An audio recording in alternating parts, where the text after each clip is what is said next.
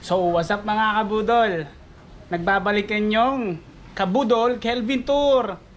Andito tayo ngayon sa bahay ni Timmy Santos, ang ating idol. So andyan siya. Ito yung mga bike niya. Ayan, si Timmy oh. Ang i-vlog natin ngayon mga kabudol, yung pagbuo ng aking bagong batalya na binili ko kay JD Formador. Ito ang aking batalya mga kabudol oh. Second hand to pero sulit na to for 15k. At syempre mga kabudol, ito yung dati kong bike. Yan yung dati kong bike, yung Moso. So pasensya na kung hindi ko siya na vlog dati, pero nakikita nyo naman sa mga vlog ko dati yan, napapakita ko. So ang papakita ko sa inyo ngayon ay yung pagbuo ni Timmy sa frame kong Merida. So ano pang hinihintay natin? Tara, umpisahan na natin. Let's go.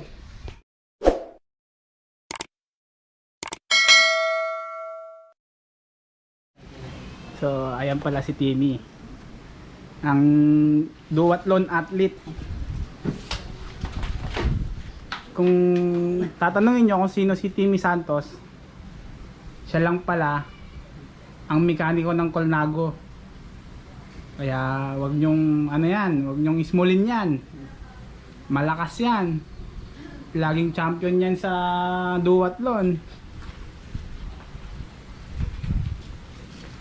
Yan, sinusukatan niya yung bike para gayahin niya, yun ang ilagay niya dun sa frame.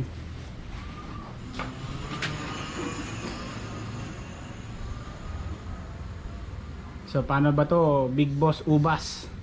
JD Miranda.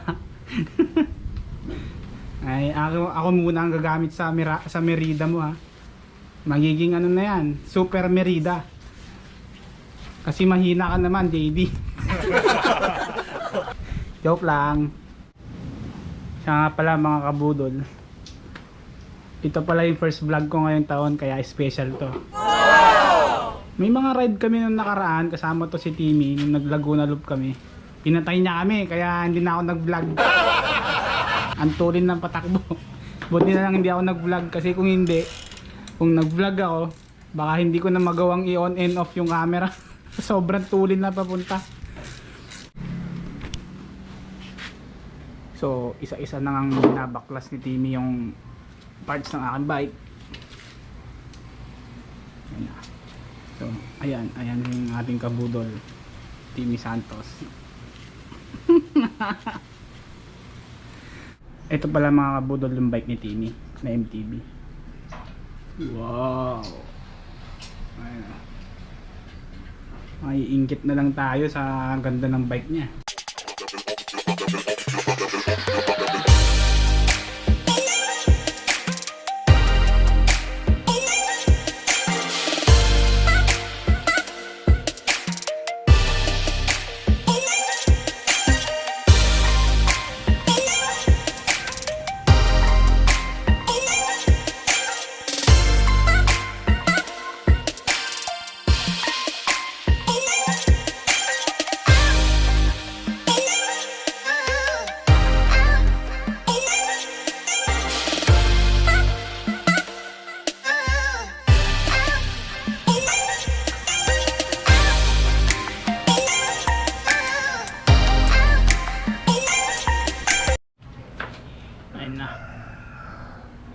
Binubuo na mga kabudol.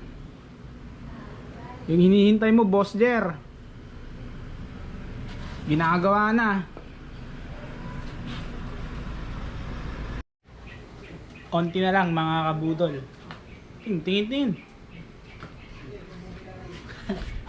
Mga pogi. Mga barbero. Mga tambay sa UP.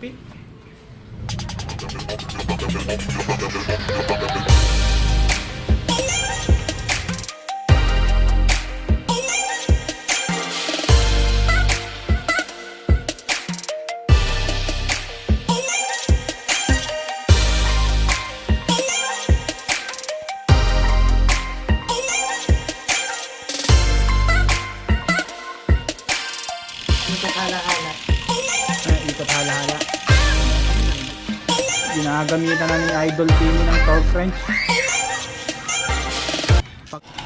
Okay na, okay na. Tono na lang.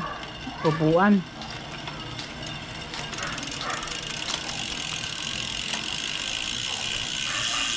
Malupit tong mekaniko na to. Parang hindi pa. Parang pangit tignan yung pula dyan sa baba. Jologs. Jologs daw. Parang pangit. So mga kabudol, may pag-giveaway si Timmy. Hindi wow. Itong met na helmet niya. Ayun na, tignan nyo. Good, good, good. Ganda naman siya. Mga Onti na lang, Boss Jer. Nakikita mo na ang vlog ko ulit.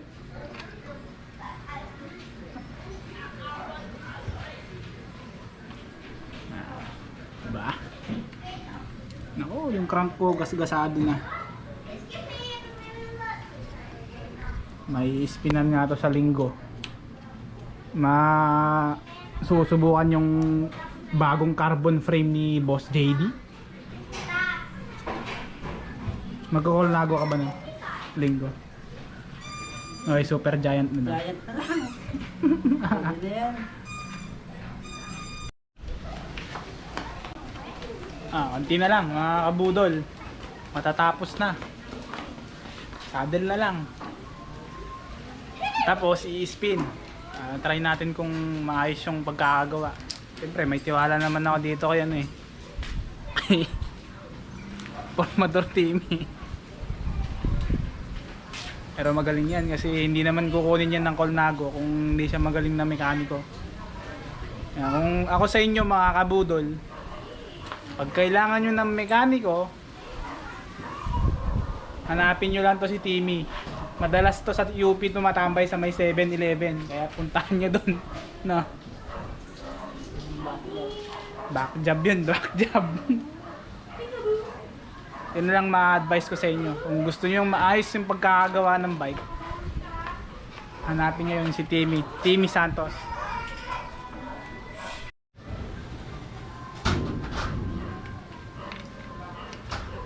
Yan na, malapit na. Oh. Bihasang bihasa. Gawang Colnago. Pero Merida. Magaling, magaling. Yung kulay pula na lang talagang nagpapaano eh, nagpapawala ng ganda.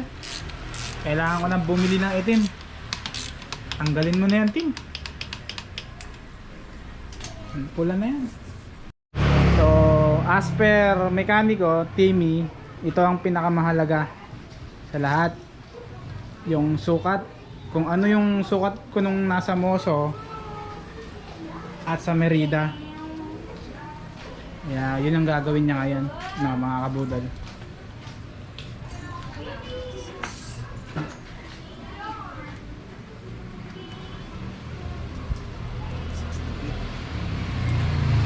Mababa pa. So ayan na mga kabudol. Ang ganda. Ganda, maganda. Magaling rin yung mekaniko eh. Tapos na mga kabudol. Ayan na po, niro-road test na ng bike niya. Kahit parang peke. Ayan na po. Kahit peking Merida, pwede na daw po sa kanya. Okay na po. Okay ng peke. Na yung so mga kabudol, ito na yung finale. Ayan na. Kayo na ang humusga. Ayan. Yung mekaniko, ayan mo. Diyan kayo magpagawa mga kabudol. So mga kabudol, tapos na, no? Salamat sa panonood ninyo.